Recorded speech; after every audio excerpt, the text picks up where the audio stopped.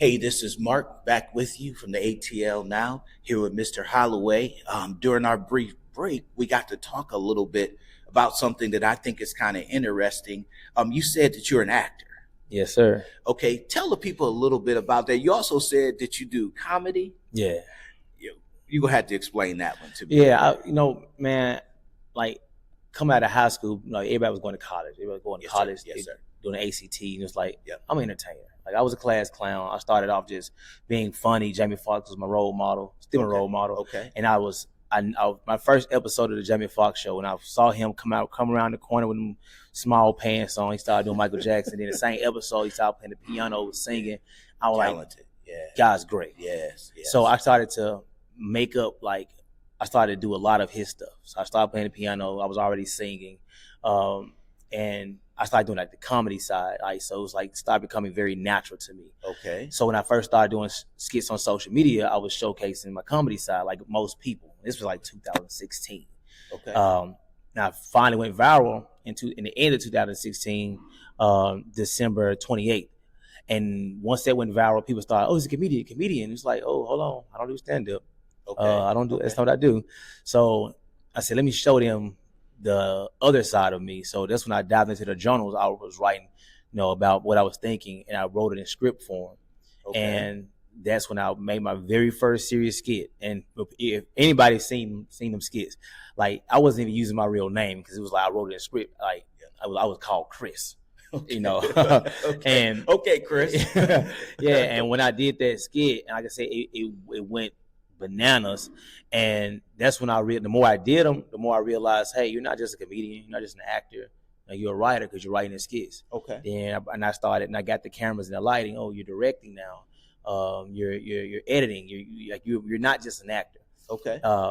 So that's why I don't like the people to call me a comedian or an actor. It's I do so much that I try to be well-rounded in a lot of different things. I just met you. If I was going to describe what I'm around, I would say a self-sustaining enterprise. Appreciate that. Because you rich. I'm not talking about financially. Right. I'm talking about from your core, you exude creativity and ingenuity. And I think that that's a massive responsibility. But I also believe that because you decided to accept accountability, that responsibility has been transferred over to you. Because even when you're interacting with others, I see that you have a gift to ignite something within them. That's what I hear. We own this. Tell me what you mean. That's what you hear. Yeah, people are drawn to me. Even in this regular conversation, I don't know what it. I don't listen to aura, my energy, because it doesn't have to be any serious conversation for people to want to be around me. Yeah, and my dad always talk about he can be around anybody, millionaires, billionaires, the guy on the street. People just they happy to be around my dad, and I think I got a lot of that from him. Don't know how. I don't know if it's genetics, but yeah, a lot of people they're drawn to me. Yeah, so even when I'm just talking about random things on social media, they watch, they enjoy my commentary. So I went from doing skits that I started doing reaction videos, and people just still watch. They just infatuated with me being so authentic. Yeah. So I don't know what that thing is. Not something I trained for, not something I asked for, but since I have it, I might as well use it. I will tell you exactly what it is. It's destiny. It's purpose. Yeah. It's I believe that society has self-induced antidotes. Mm-hmm. That when things happen, the solution is already built within because purpose, because the universe, because God knows what's going to be needed at different times. And I believe that he put all of this stuff in you and packaged it and said, okay, world, now it's time for you to see what I put in him. But in the process of that, people's lives are changed. Your life has changed. Right. A lot of times when we go through things personally, it sucks. Right. It's hard. We sit up there, and as you said, you went through some challenges, some heartbreak. You didn't feel like a man. All of these questions was coming in. At that moment, you had no idea that you were going to be affecting and changing millions. Absolutely. And that's it's funny you say that, because that's what I try to tell people. It was you keep going through the same thing because God's trying to tell you something. Like when I went through that one thing, I didn't want to go through it again. I listened. I didn't point the finger and was like, oh, well, she was just bad. She was just bad. He said, I listened. Yeah, I listened. It was like, it was something, and that, I tell you, the worst part of my life was the best part. Like me, almost ending it all was the best thing that ever happened, because it made me just sit back and just really dive into who I was.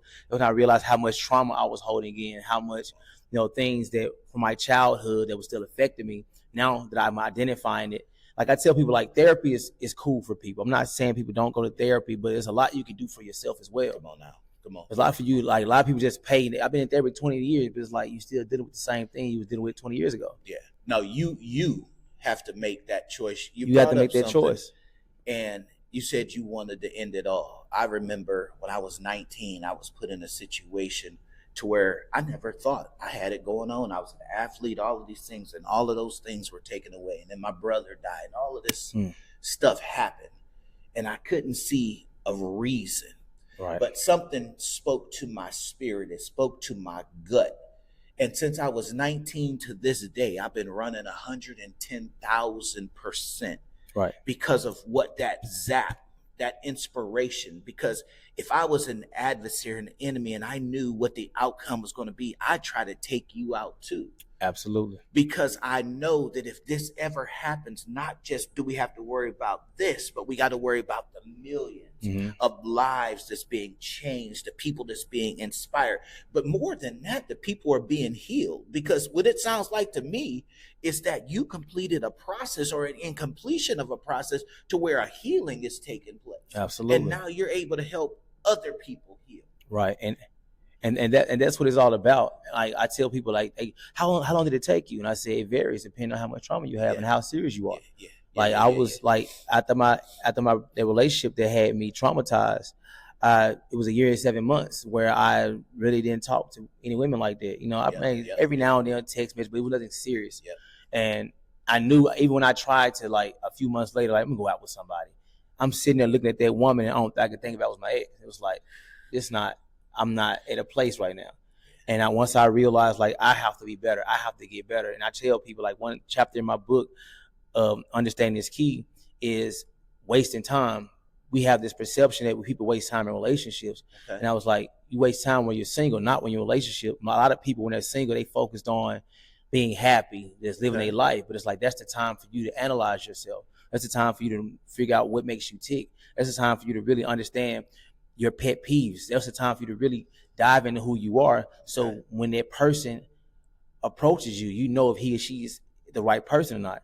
You don't know because you haven't looked at yourself long enough to like, this person is a perfect match for me. You're still going off the things you think they supposed to be, or you think that you think they are. So when you're single, I tell people, you got to really focus on you and not just try to be happy. Just try to find out all the kinks and things that make you tick. If you're not good at communication, learn to talk more.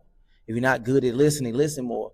Like, these are things, these traits that make you who you are. It make you good for relationships. People wait until they get into a relationship to learn how to listen. But in the process of you learning how to listen, you're not listening, which is creating problems. You learn how to articulate yourself when you're in a relationship, but while you're learning, you're saying the wrong things, making them mad, hurting their feelings.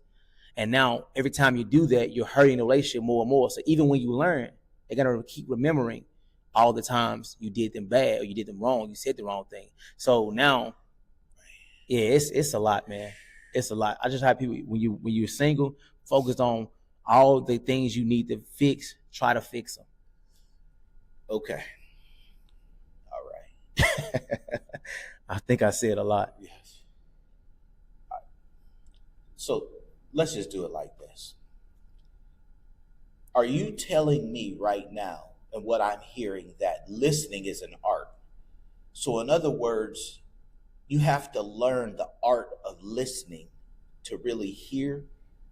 Is that what you're saying? Listening is a part of communication. People think communication is just speaking. Just talking. Yeah, and it's like, like as a black man, you can communicate. We have our own. It's things we can do without even saying anything. I'm about to do this to you. You know what that is? Yeah. You know, I got you. Know what I mean? Like, yes, sir. Yes, sir. You should be able to get to a point where, and I had to get to that point where, as soon as I see my lady, I know something's wrong. She don't have to say anything to me. That I know something's wrong with her. I can, okay, she had a bad day at work. Let me get out of the way. She typically like to wind down. Let me not berate her with Yes, what sir, I got going on. all of that. And I try to tell women the same thing. Like women will be like, they want to fix it. Sometimes we don't need you to fix it. We need you to get out the way. Just chill. Let's just go in the other room. Let's let him decompress, but let him know, baby, if you need something, I'm in the other room. That's it. And then women are like, how can I get him to talk? Let him come to you. Don't say talk to me. Let him come to you. And when he speaks, don't try to make him the villain, because what he's saying may not be what you want to hear. This brother got me up here huffing, puffing, sighing, moving, rocking left or right. I'm sitting up here thinking in my mind, like, do you know how many people's lives could be changed just by what's being said up to this point? I guess as we kind of wind down and rein it in here, we clearly see that you have a wealth of information. There's absolutely no question about that. Number one question that I want to ask in retaliation to that is, the lady who put you in this position to help you discover you, have you told her thank you yet? No. Ma'am, whoever you are, I'm going to say thank you because what you help produce, a lot of times it's funny because the life of everything is within itself. And sometimes that the life of that seed is inside of that hard protective shell. And sometimes it's got to be crushed to really come out. Thank you. Thank you for crushing this young man. Go ahead, brother. No, and the only reason why I haven't told her, because like I said, it took me a year and 7 months. By that time, she had moved on, new relationship. I'm not trying to mess that up. I'm not trying to step on any toes. But even with that being said, when I tell people about my experience, I never say anything negative about her. Yeah. I never say one word negative. I always talk about what I did wrong. And I could have said a lot because she wasn't perfect. Yeah. But I made sure that people understood, like, bro, it's all, if you want to ever truly heal and you're tired of being hurt, you're tired of being misled, you have to truly focus on you. Because once you achieve it, I'm telling you, and it's a journey, but it's the best journey you can go down. Because it's with business, it's whatever you're trying to achieve. It starts with you. Yeah, everything begins and ends with you. It starts with you. Yeah. Okay, in conclusion here, I know you have a couple different business situations that you're involved in, social media, different things like that. If you're just going to give the audience a nugget about yourself, other than the relationship aspect, what is truly the core and essence of who you are, but your relationship with yourself, what else would you like the audience to know about you? I'm a goofy person. Like I enjoy having fun, but people think that I'm so serious. Hold up, ladies and gentlemen. When I met him, I was scared of him, especially when he came with that Memphis hat. I'm from Ohio. I ain't messing with that. Okay, go ahead and continue to tell that audience that lie. Go ahead, tell them people think I'm so serious. They think like I enjoy having fun, and that's kind of why I pulled back from certain videos. Like, bro, I'm a human. I so many different aspects of me, but there's a lot of things people don't know about me. But that's one of the things that shock a lot of people. It's like, man, I didn't know you was gonna be this cool. Like even when I meet other celebrities or influencers or like fans, they be like, man, I thought you were gonna be uptight. No, where the drinks at? But no, I just try to have a good time because I understand life is precious. We only get one. Yes. So it's this one life I have, I want to try to live it as much as possible. I want to amend with different relationships that I like with friends, family, whoever. I want to try to make sure that, the day I leave this earth, I'm not regretting anything. Yeah. So that's one thing you're going to pull from me, man. I live today like it's your last. It's not always going to be fun. We're going to go through things. We're going to lose people. But the fact you're still breathing, that means that you still have a chance to enjoy yourself. When you lay it down, when it's all over, and you sitting up there and you about to close your eyes for the last time, and that thought comes across your mind, your impact on the world, what do you want it to be? Oh, that's layered right there. I'm trying to keep it condensed. My impact on the world, I want it to be, I help people achieve something that they never thought they were able to achieve.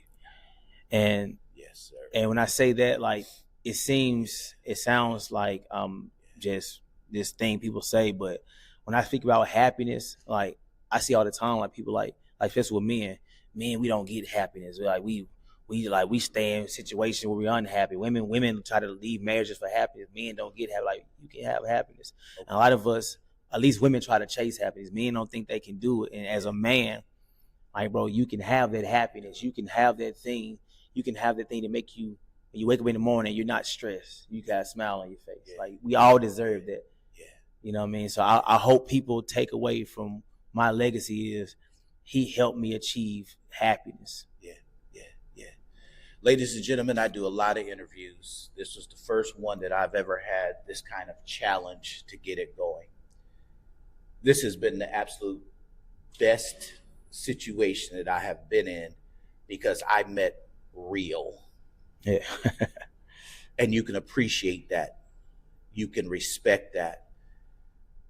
Whatever product this man has out there on the market, whatever video, whatever skit, whatever book, whatever it is, support this man. Hold him up in your thoughts. Hold him up in your prayers, because what he is doing and what he is just beginning to do for the world, it is never going to be the same.